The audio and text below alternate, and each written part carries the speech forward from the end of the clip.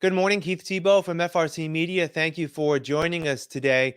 We've had some conversations recently, and we've had it, of course, obviously since March, the impacts of COVID-19 on our community. And one of the aspects, or one of the industries, if you will, that has been really impacted has been the performing arts industry.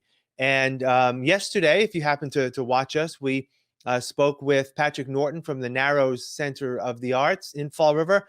Today, we want to talk a little bit more on this topic. We're pleased to be joined by Aaron Gendreau-Visco. He is the chair of the board of the Little Theater of Fall River. Aaron, thank you for joining me. How are you today? I'm doing well. Thank you. Thanks for having me. So talk a little bit about what happened with Little Theater, I guess, beginning in March, and how you've been able to deal as a nonprofit organization doing performing arts here in Fall River. Yeah, so back in March, we right before the governor shut down the state, we were actually in mid-production of Blood Brothers. So it was our Fire Barn show that we do in March, and we usually run it for 2 weekends. The first weekend was right before St. Patrick's Day, and then we had another weekend. So when the governor put down his first orders in terms of shutting businesses down, we were right in the middle of that production. And so we were able to get in 1 weekend of the show, and then we closed the show on that Sunday. It was interesting. We've never really had to do that before. We've definitely canceled shows because of snow at BCC or snow at the Fire Barn and things like that. But we've always had the opportunity to rerun them. What's interesting about this show is if you go to the Fire Barn, the set is still up. The costumes are still upstairs in the building. It's almost like time stopped at that moment, which has been I feel bad for the performers that were in that production and didn't really, some of their families didn't get to see the production because they had tickets for the second weekend and they weren't able to come before we closed the show. And so that was just the beginning of it.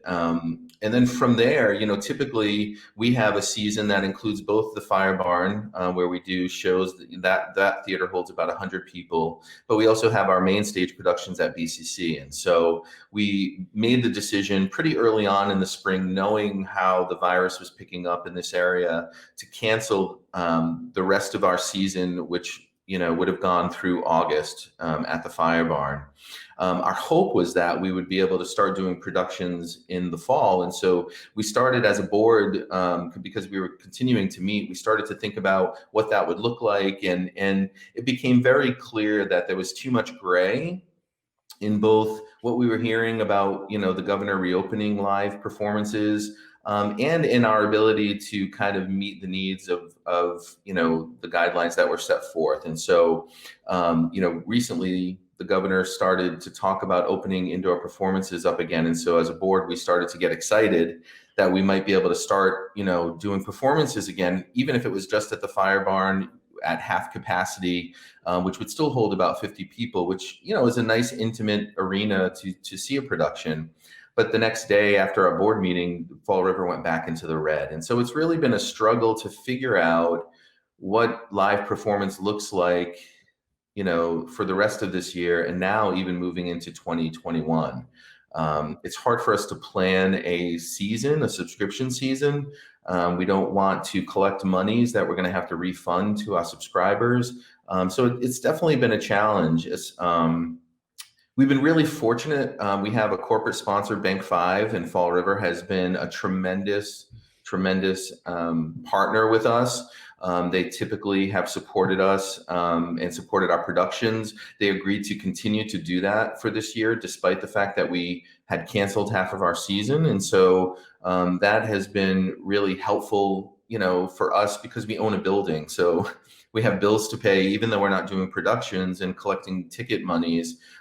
We do own a building that is an older building, so requires upkeep and requires a mortgage and heat and everything else that's going to happen through the winter, even if we're not in the building all the time. So it's definitely great that we have partners like them to help us move through these challenging times and hopefully, see us through to the other side of this when we can get back to doing live productions. Yeah, I know that, I was reading on the website, you have a letter that pops up if you go to the Little Theater of Fall River's website. It's a letter from you addressing some of these concerns. Actually, just from last month, back in October. And one of the things we talked about a little bit before we got started was the fact that there are a number of subscribers too that have been long a part of the theater, and many of those have also stuck on as well, which is a good show of support from the community as well, I would think. Absolutely. I mean, so when we had to cancel our Fire Barn and a BCC, the second half of our BCC season, um, uh, I would say most of our subscribers, who many of have been with us for years, decided to donate those monies back to us instead of asking for a refund, which is great. We know that people were struggling, people weren't working, and so we appreciated the fact that they would be so generous and and continue to support us, just making sure that that we come out of this in the end. Yeah.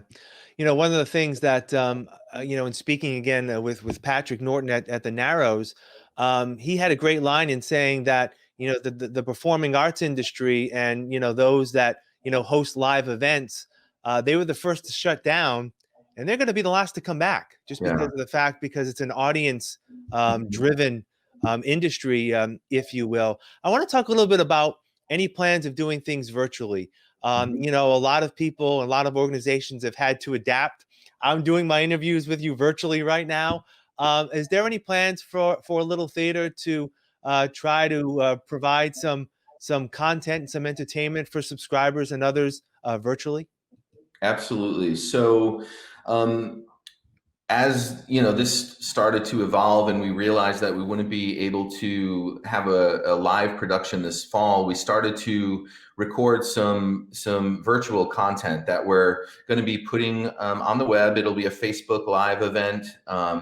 So we started with our scholarship winners. Normally, so Little Theater gives away 4 scholarships to students going into college. Some of them are performing arts. Most of them are performing arts scholarships. So the student has to be going into theater, musical theater, music, or instrument or dance. And then one of them is for a scholarship for members or people who've been involved with the group for a while, who aren't necessarily going into performing arts. And so those students typically get to come to, we have a party to celebrate our end of the year, and they typically get to perform at that party. And so they weren't able to do that this year. So we had them come to the Fire Barn, following all the guidelines in terms of masking and everything else, and we're able to video record them doing their performance. So our first virtual event is going to be a celebration of our scholarship winners. Typically, they're going to be like short half-hour events.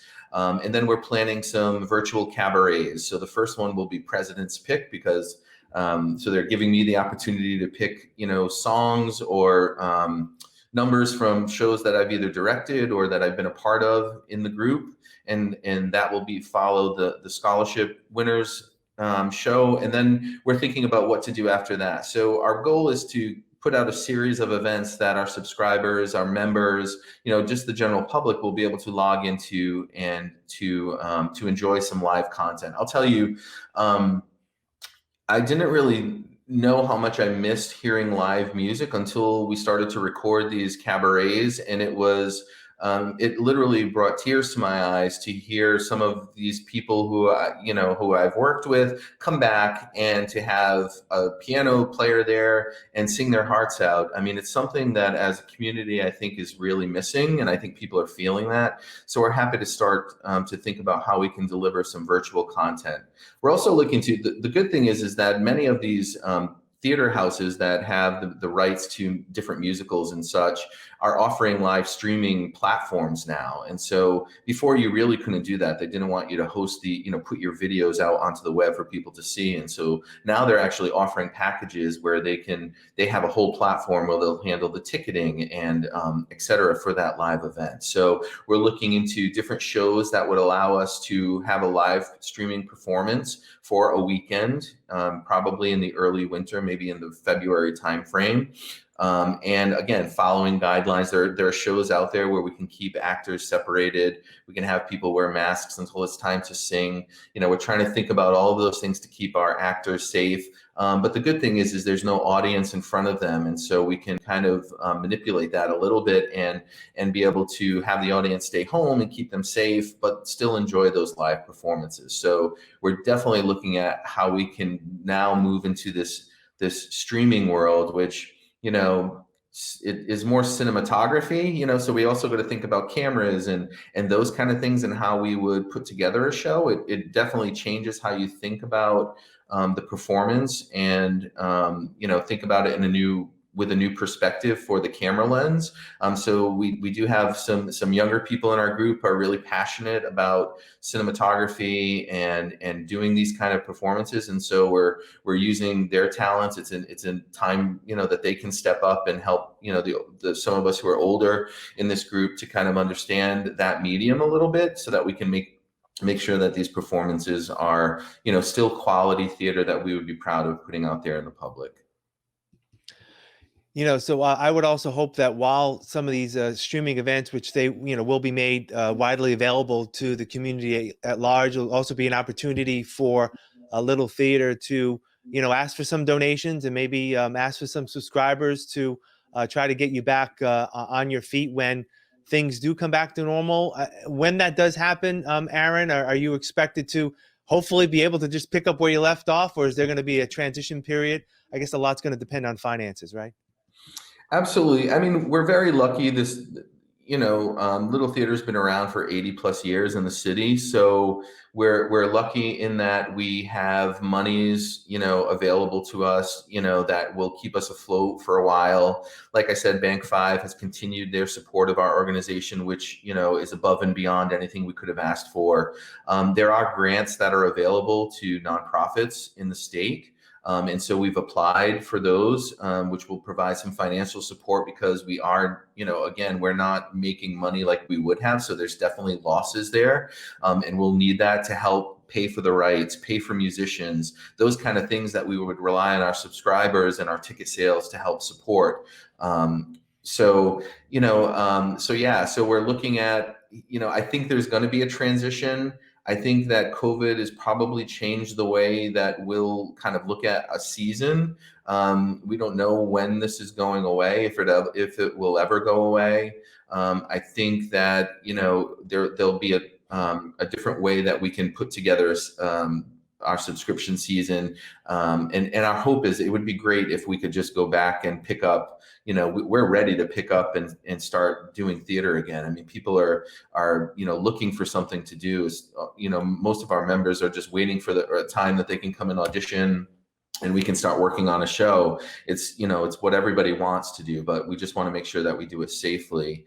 And so I don't know what it looks like. I'm a nurse, so I worked in the hospital for a little while. I think the challenge is making sure that not only our the people that come and sit in our audiences remain safe. It's also the actors who have to be on stage close to each other. And so we'll see what happens. I think it'll be great. It might be a blend of things like continuing to offer virtual content, which is something that we didn't really, that wasn't part of who we were, but it might be now a blend of doing live performances and also offering a virtual component so that people who aren't comfortable coming out will be able to still enjoy that production from the comfort of their home. So we'll see. Yeah, definitely a lot to think about. Aaron Gendreau-Visco, president of the Little Theater of Fall River. Thank you for joining me. You can find out more at littletheater.net. That is the Little Theater's website. And I appreciate your time. All the best, and hopefully we can catch up again soon. Thank you. I appreciate it. Thank you. All right. And thank you for joining us today here in FRC Media. I'm Keith Tebow.